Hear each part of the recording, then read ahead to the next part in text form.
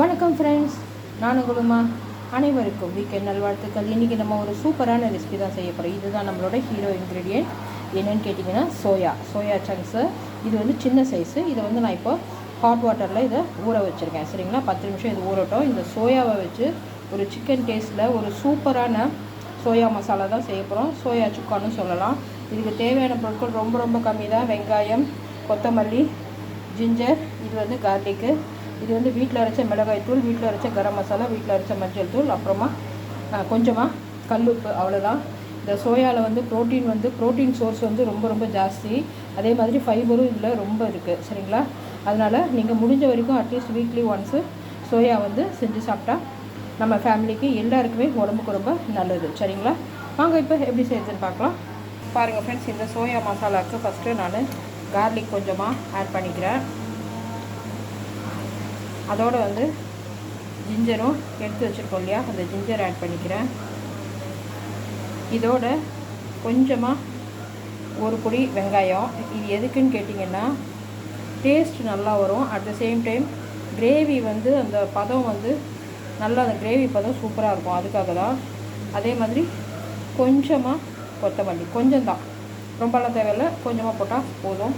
இதை இப்போ நான் அரைச்சி கொண்டு வரேன். பாருங்கள் ஃப்ரெண்ட்ஸ், எண்ணெய் காஞ்சிருச்சு. இப்போ கட் பண்ணி வச்சுருக்கேன் வெங்காயமும் கொத்தமல்லியும் நான் ஆட் பண்ணிடுறேன்.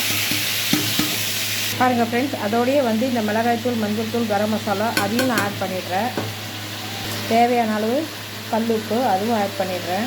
பாருங்கள் ஃப்ரெண்ட்ஸ், இதை அரைச்சி வச்சுருக்கேன் இந்த இஞ்சி பூண்டு பேஸ்ட்டு ப்ளஸ் கொஞ்சமாக கொத்தமல்லி, கொஞ்சமாக வெங்காயம், அதையும் நம்ம ஆட் பண்ணியாச்சு. இப்போ நல்லா கிளறி விட்டுறலாம். பாருங்கள் ஃப்ரெண்ட்ஸ், இப்போ இந்த சோயா சுக்கா இப்போ தயாராகிட்டுருக்கு.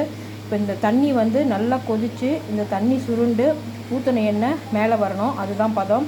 இதுக்கு வந்து ஒரு 10 நிமிஷம் ஆகும். ஸோ நம்ம ஃபுல் ஃப்ளேமில் வைக்க வேண்டாம்.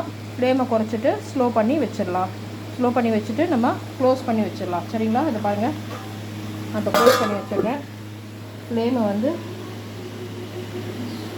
குறைச்சிட்டேன். சரிங்களா, பாருங்கள் ஃப்ரெண்ட்ஸ், இப்போ இந்த கிரேவி நல்லா சுருண்டுருச்சு, எண்ணெய்லாம் மேலே வந்துடுச்சு. இந்த ஸ்டேஜில் நம்ம எடுத்து வச்சுருக்க சோயாவை ஆட் பண்ணிடலாம். ஆட் பண்ணி திரும்பவும் நல்லா கிளறி விட்டு திரும்பவும் இந்த சோயாவில் வந்து அந்த கிரேவி, அந்த ஜூஸ் இறங்குற வரைக்கும், அந்த சாறு இறங்குற வரைக்கும் நல்லா ஒரு 5 மினிட்ஸ் சிம் பண்ணியே வச்சுருக்கலாம். சரிங்களா, பாருங்கள் ஃப்ரெண்ட்ஸ், சோயா சுக்கா சூப்பராக தயாராகிடுச்சு. இங்கே பார்த்தீங்களா, நைட்டு டின்னருக்கு தோசை ப்ளஸ் சோயா சுக்கா. ஸோ இதே மாதிரி நீங்களும் செஞ்சு பாருங்கள். செஞ்சு பார்த்துட்டு எப்படி இருக்குன்னு கமெண்ட்ஸில் சொல்லுங்கள். உங்களுமா சைனிங் ஆஃப். மறக்காமல் லைக் பண்ணுங்கள், ஷேர் பண்ணுங்கள், சப்ஸ்கிரைப் பண்ணிக்கோங்க. டாடா, பாய் பாய், டேக் கேர்.